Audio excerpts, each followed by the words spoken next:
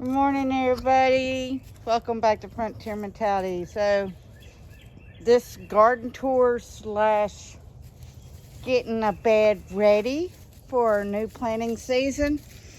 All right, if you were with me when I first started back in last year, you know I had a potato patch on the other side of the driveway. Well, those privy bushes have really came up. So I broke them down and moved this bed into two instead of one long one. So I have it filled on the bottom with cardboard and paper from Amazon and other boxes and whatnot. So now what am I going to put in it? I am going to put in sticks and leaves and maybe some log pieces. And what this does will help hold that all that down. And then when I get more cardboard boxes, it will go into the second one. We have plenty of wood and we have plenty of leaves, believe me. And then, so what am I going to plant here and here? I am going to do ginger and turmeric. In the middle, I am going to plant, that'll be a surprise because I can't pronounce it right now unless I'm looking at the actual what I'm reading. It's one of those funny names. But what it is an ornamental, beautiful, flowering drapes. But it is a grain. It's a superfood. And one plant will produce enough seed for an acre the next year. Or, as what I'm going to do with it, is I'm going to save those seeds. I'm going to eat them. You would eat it like foxtail and other cereals. You can pop it like popcorn. You can throw it into beans and soups and whatnot. So that would also be in the description because it's a word I'm not familiar with. It used to grow in the South. And I know it can grow all over the United States, maybe Alaska if you have a greenhouse. But, okay, let's let y'all watch a little bit. And we'll see what we're getting into. The girls are just doing their thing. It is 28 degrees out here, y'all. So it's ratherly chilly this morning. But no worries. Live in the South. Winter's always playing silly games with you. You're either going to get... when you're going into spring and from winter, it's always a game per se. So this last cold front we had, we were at 80 degrees one day and it dropped nearly 50 degrees overnight. So it's always something. And they don't have to be broke up for any rhyme or reason. So we're going to do that.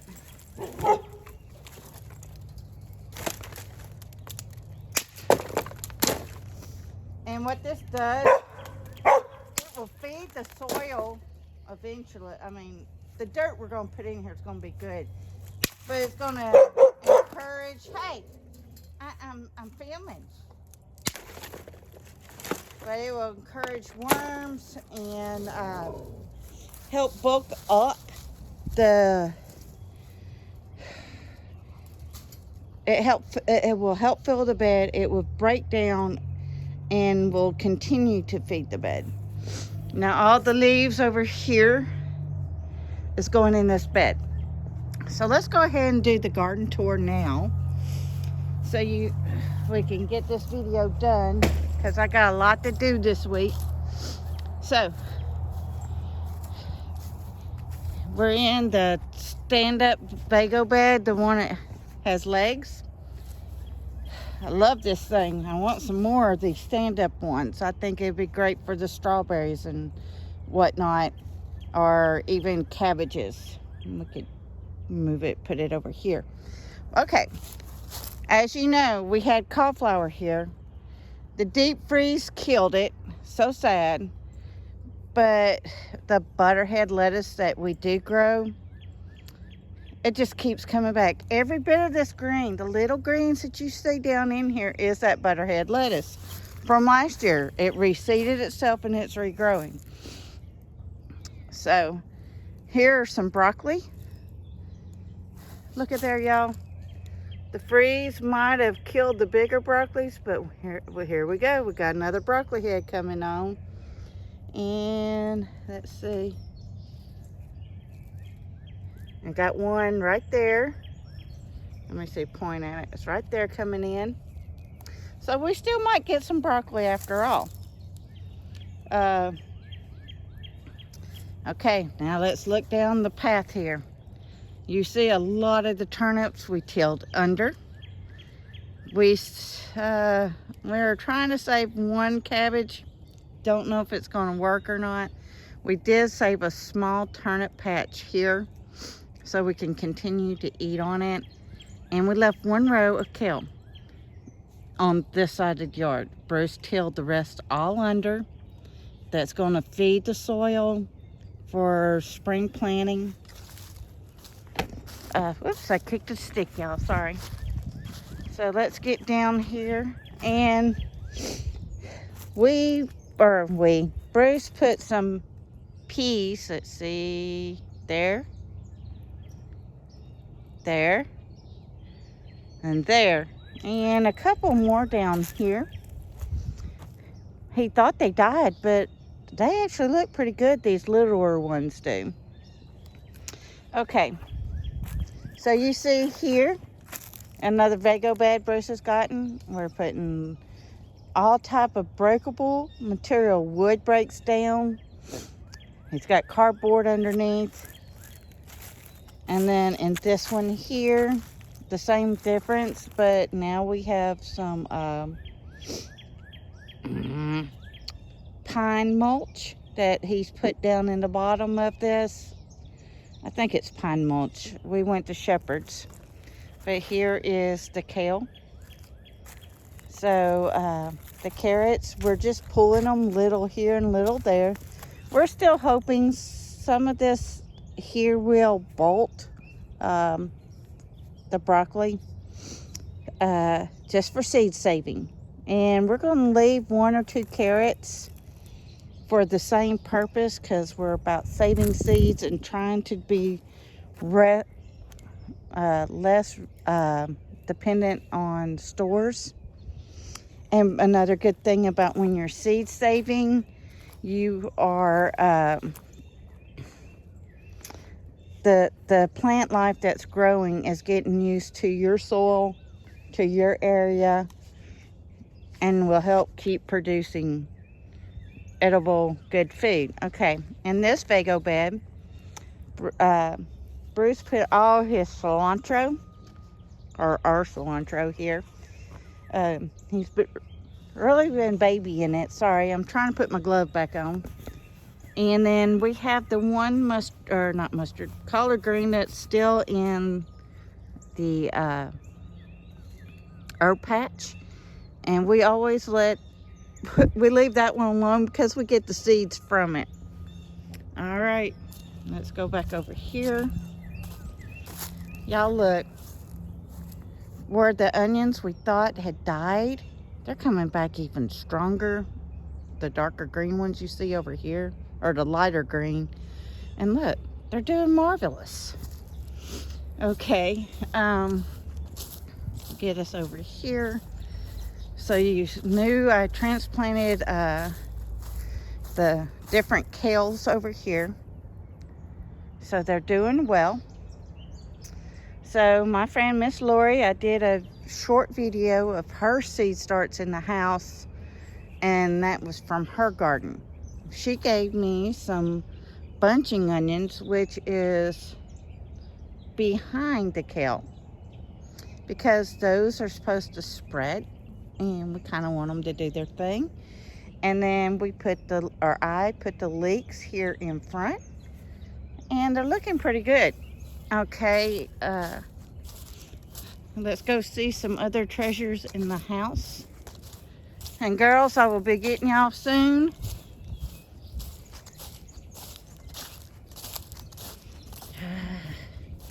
So cold out. Let's get us up here. So, if you're new, on the other side of these preview bushes where the trailer's at is where I had potatoes last year, because we cut these all back and it was able to grow there for a season. But those preview bushes help keep the dirt from washing into the driveway. So I've got a bit of a mess going on in here, and I'll explain some of it so you'll come back and watch some other videos. All right, here we go. Inside garden. So we're still growing lots of sweet potato slips, and now you see sticks in my sweet potato slips. What is that about? These are cuttings from a mulberry tree. I am trying to root some of them so we can have some mulberries in the yard. Okay, let's lift this one up a little bit and get y'all in here. These are purple onions, because those are my favorite. All right, now Miss Lori deserves all the credit for these right here. She sprouted these up at her house, and you know, I always try something different in my garden every year. And I'm in here, I got the seeds to what I'm going to start. But okay, so we're doing pak choy here and here. I already grow lavender, but she started a new baby for me because she can. Okay, this one here, what is this one? Turn, turn, turn. Utah celery. Then we have a artichoke, I believe. And then Thai basil on this side, and then on this side we have sweet basil. We got a Swiss chard. There's another Swiss chard there. Okay, so another artichoke. Then we got 3 different eggplants. No, 2 different eggplants. And then we've got red lettuce. We've got a banana sweet pepper. Habanero peppers, lemon basil, habanero pepper, and sweet pepper, and I think a banana pepper. Now Bruce has started some seeds here. I'm going to leave their lid on because that's what we do. But we have hyssop in here, tomatoes in here, marigolds, I think. Let me see if I can find a little. It's got a little thing. Let's see. We got cowhorn peppers, problemo peppers, jalapeno peppers, banana peppers. Because bananas and the regular peppers are my favorite. Okay. I know we got the hyssop. What else? Come on, y'all. He's got it turned backwards. I can't see. But I do know we got some tomatoes and some yellow tomatoes in there. So I'm looking forward to all of that. Okay, let's get us over here. So, Herbal Tuesdays, we're doing goldenrod this coming up. It'll be two weeks from. So this week is fennel. So goldenrod and dead nettle is coming up. I'm getting my ginger. I had to hunt my ginger up because that's the bed we're getting ready. And then I got some turmeric. All right. Avocado baby, she got a haircut. I'm wanting her to bush out more, so I went ahead and pruned it. You prune it above a nodule. and they're all on this stem here. So I picked a really good one here. There's another good one here, so I'm hoping it starts branching like the lemon tree, because we trimmed, remember we trimmed this lemon tree, and it's getting its new branch. Down here we have, I believe, it's a persimmon. I started those in seeds in my lemon plot. I will transfer it. Okay, this little aloe vera is from Miss Lori. This is one I've had. The sweet potatoes slips are going crazy here in the window. There's my other little lemon tree. Remember, my windows face east. So these in the jars are all my different sweet potatoes, and these are celeries that I cut from the store. And what I do is I finally put them in their own dirt. I've got water. There's holes in the bottom of this, so it's the roots are learning to drink from underneath. That is a drink that I have to drink later. It's all my psyllium and seeds. All right, let's do a quick chitty chat, and then I will let y'all go, because this video is getting kind of long. I hope everybody's doing well. I hope everybody continues to stock up your food. We see unrest happening in Mexico. Overseas is just overseas. It's just pretty much the same stuff that's been happening thousands of years. Then Canada has recently stated that it's letting anybody that came out of the Chinese army or is now listing in its army. I can find the video I watched and link it in the description, so you can fact check that yourself. It's kind of concerning, but they already have in their country, and if China owns any land in there, they're allowed to protect their land. So there is Chinese whatever presence on our northern border. And then our southern border, a cartel got taken out later. The rest of the cartels are behaving badly. They are burning down cars. They've taken over an airport. They have people that are traveling are being forced to stay in the hotels that they're at for their own safety. So yeah, the world's heating up and going cray-cray. So what does that mean for us here in the United States? Well, 2 of our borders are going crazy. So you need to prep your pantry, get your pantry stocked, get it ready. Because what if that stuff overflows into our neck of the woods? Your store or your whatever. You know, grocery stores only have 3 days worth of food. My town has 1, 2, 3, 4, 5, 6, 7 or 8 grocery stores, and I'm not counting the Hispanic grocery stores, because there's quite a few of those as well. But any grocery store in general only holds 3 days worth of food. Anybody who's lived through a snowstorm in the South, you know, when the people flock to the stores, it's gone. It's just gone. So what we do to try to hedge off from getting out in the mess is to stock our pantry. So if something bad happens, you can stay home and you can stay safe. And on that note, please stay safe. Please get ready. Please get prepared. Frontier Mentality signing.